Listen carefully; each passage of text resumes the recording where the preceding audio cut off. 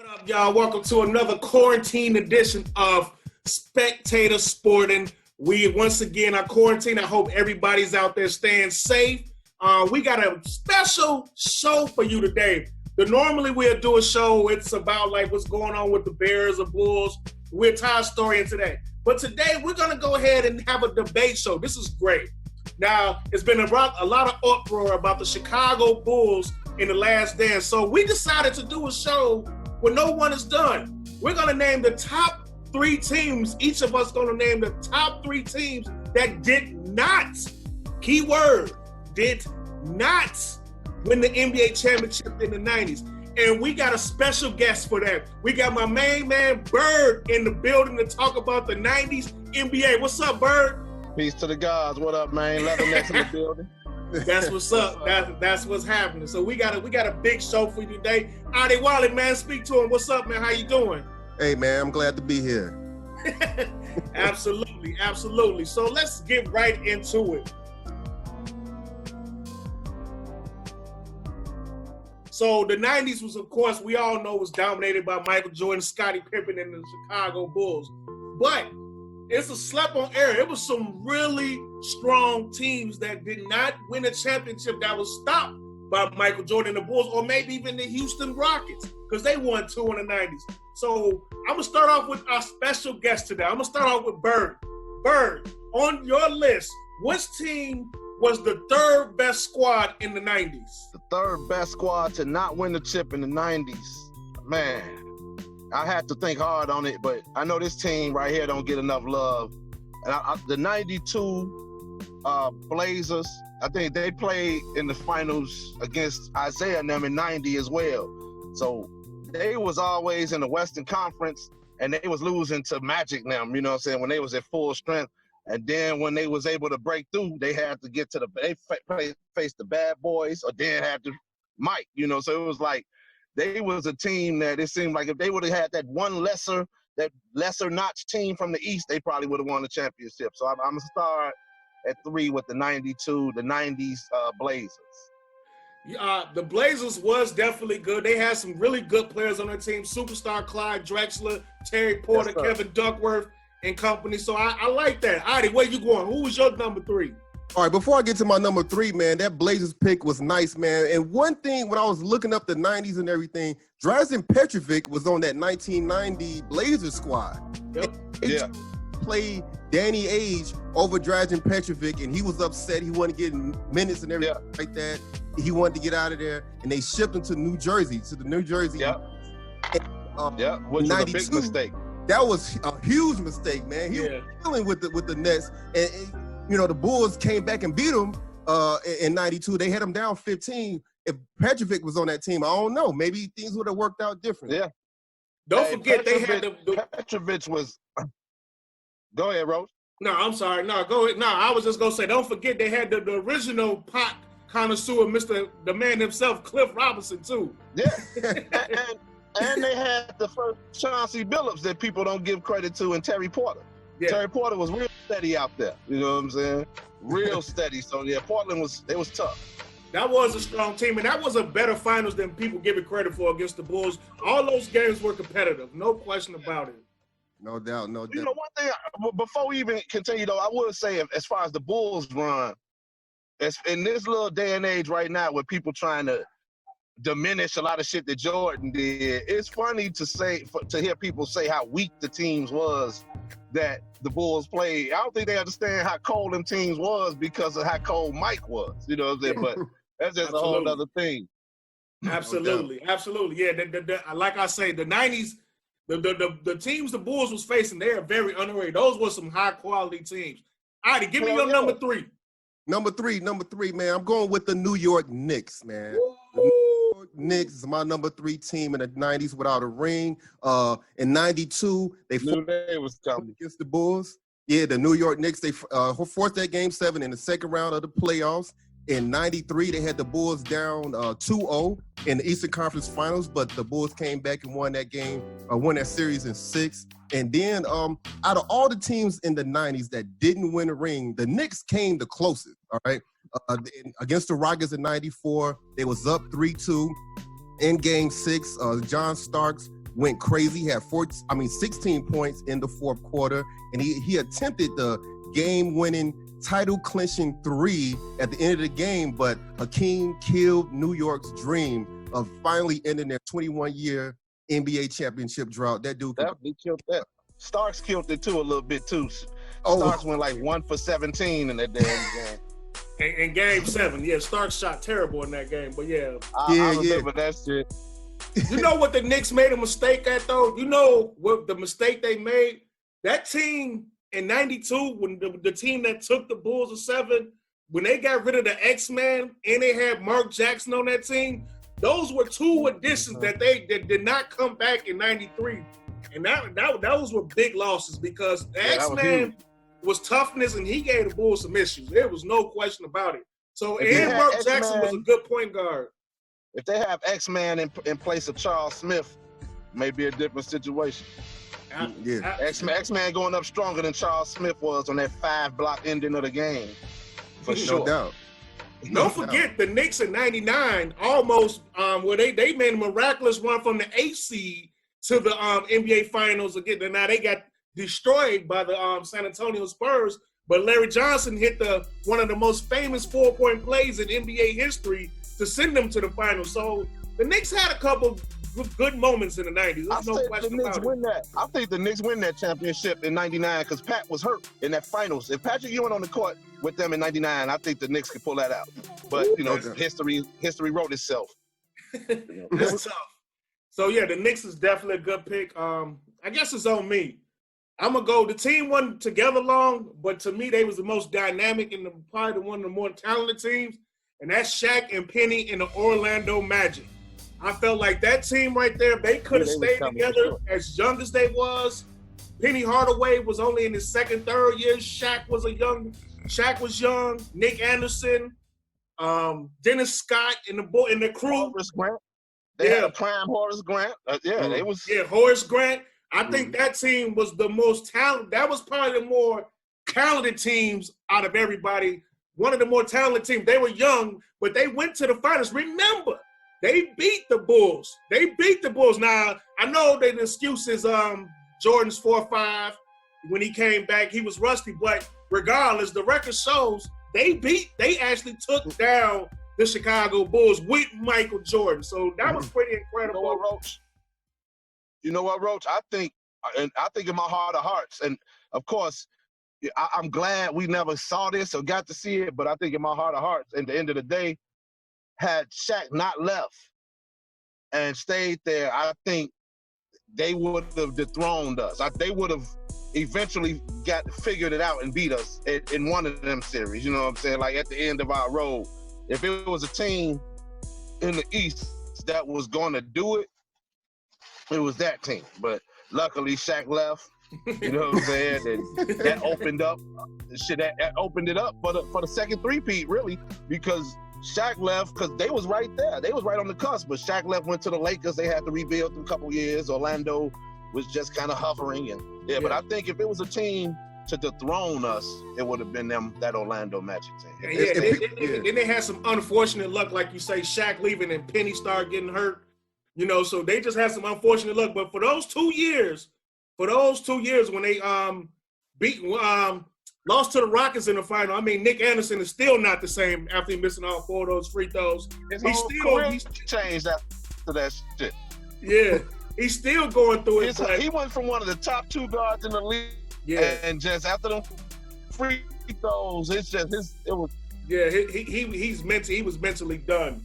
So Orlando was definitely a good team. I want to see now. So Bird, who'd you name again as your number 3 team? The Portland Trail Blazers. Adi, you named the New York Knicks, and I named Orlando.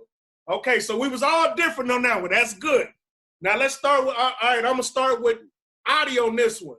Number 2, Adi, who was your second best team in the East? All right, I might surprise y'all with this, man, but I'm going with the Utah Jazz. Ooh. I got the Jazz as number 2. Okay. They certainly would have won without Mike. Yeah, I'm going with them, man. Look, they made a real underrated trade in '94 when they got rid of their 2-time All-Star Jeff Malone and a first-round pick for Jeff Hornacek. That was a key trade for the Utah franchise. Hornacek was a sharpshooting two-way guard, a combo guard. He fit nicely in Jerry Salone's system. And in 1997, in the 97 NBA Finals, the Jazz lost games 5 and 6 by a combined 6 points, all right? In game 5, with the series tied at 2, Jeff Hornacek attempted a game-tying three-point shot at the end that would have sent that game into overtime. But he missed it. But in the next game, in game 6, Steve Kerr did hit that clutch jumper, but there was the Bulls only up 2 points at that point in time, and there was 5 seconds to go, and there goes Scottie Pippen with the steal and the tip to Tony Kukoc and the jam and the celebration like that. And the next year with Michael Jordan in 98 with the iconic jumper at the free throw line, he put the Bulls up 1 point. There was still 5 seconds to go in that game, and John Stockton dribbling around. He got on Ron Harper. That. People don't play that footage.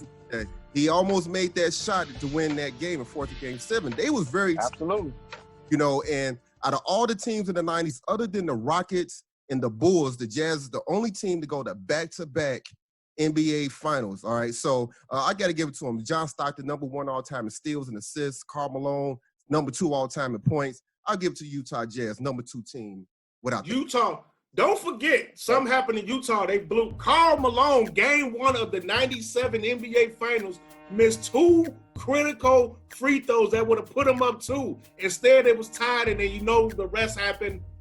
Jordan hit the game winner. And Jordan missed 2 free throws before that. That's what people don't talk about.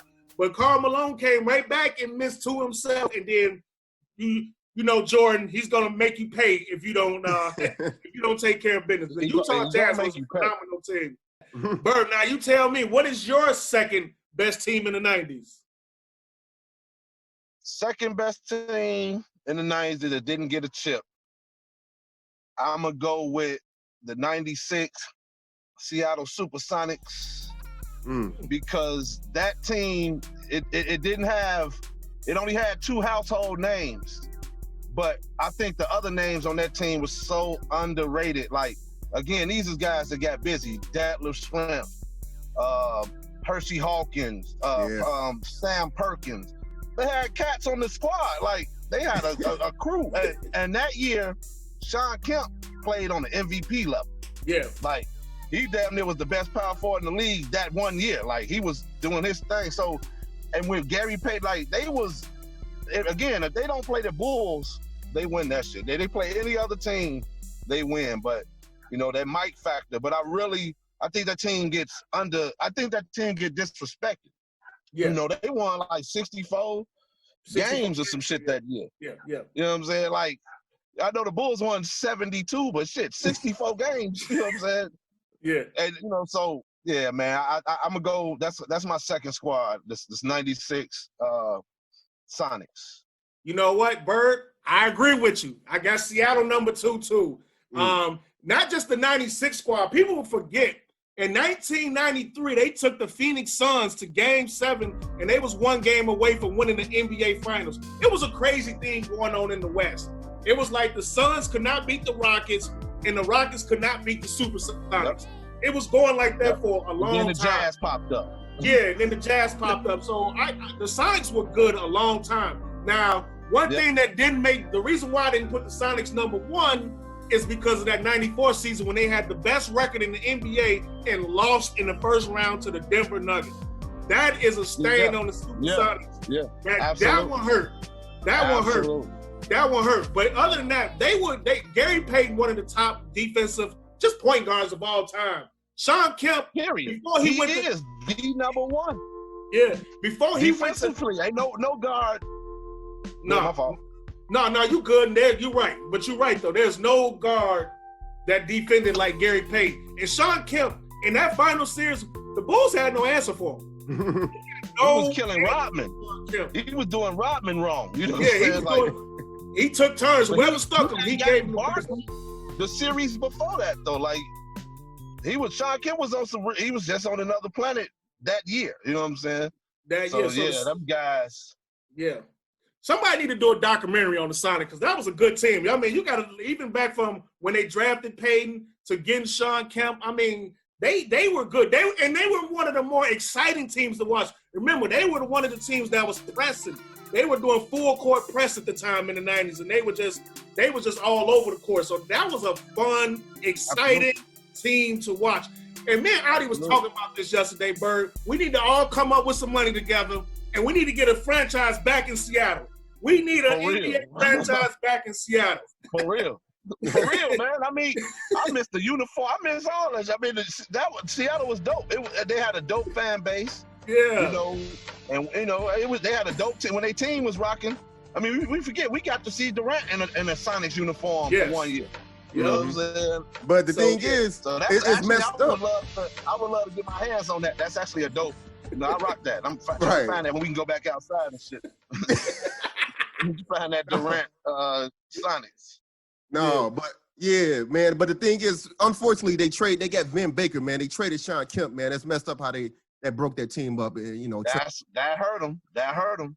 Yep. So all right, we're gonna name our number one team. So we're gonna kind of go through this one a little bit quicker than but number one. So I guess I'll start because I'm the only one that didn't go first. My number one team is the Utah Jazz. That's who I got number one. Like, listen, hey. 2 finals. I mean, they played Jordan and the Bulls too. I mean, it was really this close. They were this close. People forget the Seattle. Who did Seattle beat in the Western Conference Finals to go play the Bulls? The Utah Jazz in Game 7. The Houston Rockets went to the finals. They played the Utah Jazz in the Western Conference Finals. The Utah Jazz were playing great basketball, and they did a lot of winning.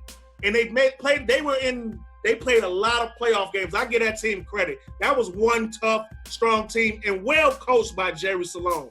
Who number one for you, Bird? Number one for me, I'm biased because I already had liked this team because I was the point guard was my favorite point guard in the league. And then my favorite power forward got traded to these motherfuckers. And I was already a Phoenix Sun fan. And then when Barkley went, it was Barkley and KJ. It was like, that was one of the most conflicting seasons ever. No, it was the most conflicting because I was still rooting for the Bulls, but I was sick because it was Barkley only shot at getting the ring and KJ. So, but that team, again, that's another one of those underrated teams. You know, people forget Dan Marley was pulling up from half on Mike, you know what I'm saying, in them games. And Dumas was giving Pippen everything he could have ever wanted in life on the court. You know what I'm saying? And so it was just a matter of us having Mike. I'm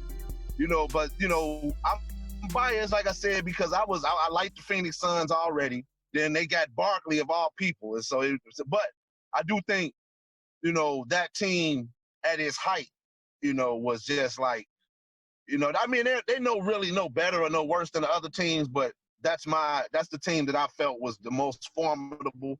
You know, they came to the crib, they beat us and shit. Barkley talking crazy, take that damn plywood off the windows and all that, you know. Yeah. So, you know, so I go with the 93 Phoenix Suns, you know, because Barkley at that time was definitely the second best player in the world, and the only thing that could stop him from getting a chip was Mike. You know what I'm saying? Absolutely. So, the Suns was great. Even before Barkley got there, they had some good team. KJ and them was getting it done. So Hornacek, he bought up the Malone trade, but when Hornacek was there, they used to get busy. Remember, they went up 2 years in a row. They went up 3-1 on the Rockets. Adi, who's your number one, Adi? Number one, I got the Orlando Magic. Ooh. I'm going with the Orlando Magic, man. Look, Shaquille O'Neal, he admitted that his squad partied a little too much when they beat the Bulls, when they, you know, spoiled Jordan's return. They ended up getting swept by the Rockets. That humbled them a lot. In the next season, they bounced back real good. They was number 3 in the NBA. They had third best record in the league in that next year. The Magic was 7-1 in the playoffs before they met with the Bulls in the Eastern Conference Finals, and we all know they got swept. But what they don't tell you is that Horace Grant got injured in Game 1. He tore a muscle in his elbow. Scottie Pippen went to the hole. There was a big collision with Shaq, Horace Grant, and Pippen. And Horace Grant was in a lot of pain. He was out for the rest of the series. And guess what? Dennis Rodman went crazy. This man grabbing every rebound. You needed Grant to slow that man down. And so, Horace Grant, a lot of people think the Bulls, like you mentioned this earlier, Roach, the Bulls getting eliminated in 95 because of Jordan only played half the season, less than half the season. They lost that series because Horace Grant was gone. Horace Grant was on Orlando Magic, and that's why the Bulls lost that series, and that's why they had to go and get Horace Grant. Okay, that was a huge missing piece for the Bulls. And Horace Grant made the All-Star team in 94. He made the All-NBA second team 4 years in a row, 93 through 1996. Before that series with the Bulls in the Eastern Conference Finals, he was averaging 15 points, 10 rebounds a game, and Penny Hardaway was a beast. People don't know how good Penny Hardaway was. No, they don't. All NBA first. Oh, man, please. Man, this dude was sick. He was sick. Mike and Scotty knew how good he was. Oh, Mike and yeah. Scotty saw that boy. Man, Mike and Scotty was having fits with Penny Hardaway, averaging 25 points a game in that series in 96, man. I'm taking that Magic team over the Utah Jazz. I don't think John Stockton and Hornacek can mess with Penny Hardaway. I think Horace Grant plays decent defense to Karl Malone and everything. You got Shaq down there, Nick Anderson, and Dennis Scott out there torching, flaming, and all that. I think the Magic was the best team in the 90s without a ring. I didn't want to show Barkley no love and KJ they love, I would have had to say the Magic too, because like I told Roach, I think if they stayed together, that's the team that dethrones the Bulls. That's the team that beats us fair and square in the playoff series. That's the only team that I could have seen doing it. You know what I'm saying? If they stay healthy. Yeah. You know what's crazy about that Orlando team? They got Shaq and Penny in back-to-back drafts. That still is amazing. That they got them in back-to-back drafts. And could have just kept Webber if they wanted to. They had really Shaq and Webber in back-to-back drafts, but then Penny, but just the players that they had was just ridiculous. Like they had to be cold. Hold on, Bird. Before we get out of here, Bird, give me a team that we failed to mention. A team we failed to mention. I'm going to go ahead. I hate to get these motherfuckers any love, but I'm going to go ahead and say them 98 Pacers. Yeah, that's what I was going to say. That's what I was going to say. I was going there, too. We was all going to be unanimous on that one. Yeah. Because, that's the only team to take the Bulls to 7. I mean, them and the Knicks. Yeah. Yeah. Yeah, the Bulls blew out the Knicks in Game 7, but that Game 7 against the Pacers, man, we was sweating. No, it was intense. We were sweating bullets in that one. There was no question about it. I know I didn't say the Suns, but you said the Suns. That was another good team. We didn't mention the Cavaliers. The Cavaliers was pretty good at that time. Mark Price and them. Yeah. Yeah, that was a good team. So it was 88, 89, 90, yeah. Yeah, they was pretty. So it was a lot of good teams going on. Even the Charlotte Hornets, when they had Larry Johnson and Alonzo Mourning. I really like that team. Yeah. I like the Charlotte Hornets a lot. Yeah. People, the naysayers don't realize how good the NBA was in the 90s. It was a lot of great teams. Teams stayed together. Imagine if John Stockton and Karl Malone played today, they would probably been left to Utah Jazz or something because they couldn't win a championship with Utah. Imagine just all the stuff that went back in that time. It was people stayed with their teams and they played, and this is who I'm rolling with, and this is what it was. So the 90s was an epic time for basketball, no question about it. All right. That's it, man. Well, y'all been watching the 90s special, top 3 teams in the NBA on Spectator Sporting.